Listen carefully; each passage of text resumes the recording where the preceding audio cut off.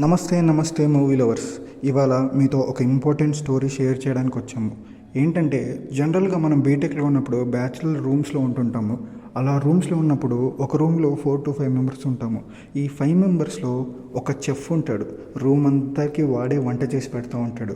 వాడి కుకింగ్ అంటే ఎంత ఇంట్రెస్ట్ అంటే మనకి రోజుకు ఒక కొత్త ఐటెం తినిపించాలని వాడు చాలా బుక్స్ని చదవడము, యూట్యూబ్లో వీడియోస్ చూడడము చూసి దానికి కావాల్సిన సామాన్లన్నీ కొనుక్కొచ్చుకొని ఇలా రూమ్లో రోజుకు ఒక వెరైటీ చేసి మాకు పెడతా ఉండేవాడు.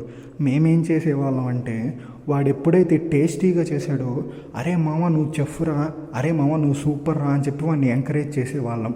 బట్ వాడు ఎప్పుడైతే ఒక్క ఐటెం ఫెయిల్ అయిందో, అరే మామ నువ్వేం చెఫ్రా అని చెప్పి వాడిని ఎగతాళి కూడా చేసేవాళ్ళం. అలా జరుగుతూ ఉండగా ఒకరోజు వాడికి ఇంకా ఎన్ని ఐటమ్స్ చేసినా వీళ్ళకి నచ్చట్లేదు అని చెప్పి ఒక 3 ఐటమ్స్ వరుసగా ఫెయిల్ అయిపోయాయి. ఆ 3 రోజులు వరుసగా వాడు చేశాడు, అది మాకు నచ్చలేదు, మేము అన్ని తిట్టాం. ఇదేం ఫుడ్ రా, నీకన్నా అది బెస్ట్ ఇది బెస్ట్ అని చెప్పి వాడిని బాగా ఇన్సల్ట్ చేసాం. చేసిన తర్వాత నుంచి వాడు బాగా చేసేది బిర్యానీ. నెక్స్ట్ డే నుంచి వాడు రోజు అదే బిర్యానీ పెడతా వచ్చాడు మాకు. ఒక వారం రోజులు తినేసరికి మాకు విసుగొచ్చేసింది. సో తర్వాత వాడిని అడిగాం, అరే ఎందుకురా ఎప్పుడూ నువ్వు చేసే బిర్యానీయే మళ్ళీ మళ్ళీ పెడుతున్నావు అంటే, ఒరే నేను ఏమైనా డిఫరెంట్గా ఎక్స్పెరిమెంటల్గా ట్రై చేస్తే మీరు నచ్చమంటున్నారు కదరా, అందుకనే నాకు బాగా చేయడం వచ్చింది బిర్యానీ ఒక్కటే, అందుకనే దాన్ని డైలీ వండి పెడుతున్నా అన్నారు. ఇదే సేమ్ మన టాలీవుడ్లో ఒక స్టార్ హీరో చేస్తున్న పని. ఇప్పుడు ఒక 30-40 ఇయర్స్ బ్యాక్ కదా, 30-40 ఇయర్స్ బ్యాక్ అప్పట్లో సీనియర్ ఎన్టీఆర్ గారు, ఏఎన్ఆర్ గారు బాగా ఫేమస్ హీరోస్. చిన్న చిన్నగా వాళ్ళ ఏజ్ పెరుగుతూ వచ్చింది. ఒక పాయింట్లో వాళ్ళు సినిమాలు సరిగ్గా అంత ఓపిక్గా చేయలేకపోతున్నారు. అప్పుడు టాలీవుడ్కి ఒక పిల్లర్ కావాల్సి వచ్చింది. ఈ 2 స్ట్రాంగ్ పిల్లర్స్ ఎప్పుడైతే కొద్దిగా డౌన్ అయినాయో సినిమా బిజినెస్ కూడా మెల్లగా తగ్గిపోతూ వచ్చింది. అప్పుడు టాలీవుడ్కి కనిపించిన ఒక సన్ రైజే సూపర్ స్టార్ కృష్ణ గారు. అటుపక్క ఎన్టీఆర్ గారు, ఇటుపక్క ఏఎన్ఆర్ గారు ఓల్డ్గా చెయ్యి వాళ్ళకు కొద్దిగా ఓపిక తగ్గిన తర్వాత సినిమాలు చేయడం మెల్లగా తగ్గించారు. అప్పుడు రిలీజెస్ కూడా తగ్గిపోయాయి. తర్వాత టాలీవుడ్ నెక్స్ట్ సర్వైవలే కొంచెం అటు ఇటు అయింది. కానీ తర్వాత అప్పుడు వచ్చారు సూపర్ స్టార్ కృష్ణ గారు. ఇంకా సినిమాల మీద సినిమాలు, సక్సెస్ మీద సక్సెస్. ఎంత హ్యూజ్ ఫ్యాన్ బేస్ సంపాదించారంటే అప్పట్లో ఆయన సినిమా రిలీజ్ అవుతుందంటే ఒక పెద్ద పండగ వాతావరణంలో ఉండేది. అంత హ్యూజ్ ఫ్యాన్ బేస్ సంపాదించారు. ఒక చిన్న పల్లెటూరైన బుర్రిపాల నుంచి వచ్చి ఇంత హ్యూజ్ సక్సెస్ చేసిన కృష్ణ గారు వాళ్ళ అబ్బాయే మహేష్ బాబు గారు. ఒక 6th క్లాస్ పిల్లలు, 7th క్లాస్ పిల్లలు స్కూల్కి వెళ్ళేటోళ్ళు. Summer holidays, Dasara holidays, Sankranti holidays వస్తే వాళ్ళ అమ్మమ్మ వాళ్ళ ఇంటికో వాళ్ళ నాయనమ్మ వాళ్ళ ఇంటికో వెళ్ళేవాళ్ళు. కానీ మహేష్ బాబు గారు జనరల్గా ఇలా సమ్మర్ హాలిడేస్ వస్తే అందరూ వేరే వాళ్ళ ఇళ్ళకి వెళ్ళకుండా వాళ్ళ డాడీ ఫస్ట్ అడిగారంటే, నీకు ఇలా సినిమాస్ అంటే ఇంట్రెస్ట్ అంటే, చిన్నప్పుడు వాళ్ళ డాడీని చూసి ఇన్స్పైర్ అయ్యి సరే నేను మూవీస్ చేస్తానన్నారంట. అప్పటి నుంచి దసరా హాలిడేస్ అయినా, సంక్రాంతి హాలిడేస్ అయినా, సమ్మర్ హాలిడేస్ అయినా షూటింగ్కి తీసుకెళ్ళిపోవాలంట. ఇలా చిన్నప్పటి నుంచి ఆయనకి సినిమాలు చేయించడం అలవాటు చేసి, కెమెరాని ఫేస్ చేయడం అలవాటు చేయించి చిన్నప్పటి నుంచి అదే ఎన్విరాన్మెంట్లో పెరుగుతూ వచ్చారు.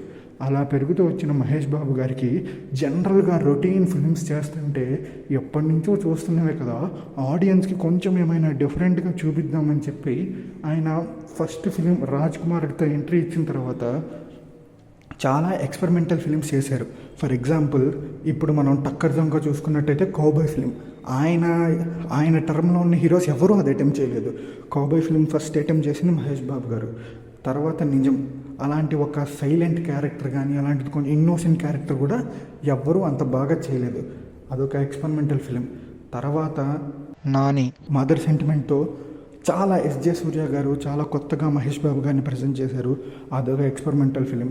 ఇలా ప్రతి దశలో నాని కెరియర్ పీక్స్కి వెళ్తున్నప్పుడు ఎక్స్పెరిమెంట్స్ చేసుకుంటూ వచ్చాడు. అతడు కూడా ఒక ఎక్స్పెరిమెంటల్ ఫిలిమే. ఒకళ్ళ ప్లేస్లో ఒకళ్ళు ఉండడం. అప్పటిదాకా తెలుగు ఫిలిం ఇండస్ట్రీలో అంతగా ఎస్టాబ్లిష్ చేయలేదు. సో అతడు ఒక ఎక్స్పెరిమెంటల్ ఫిలిం.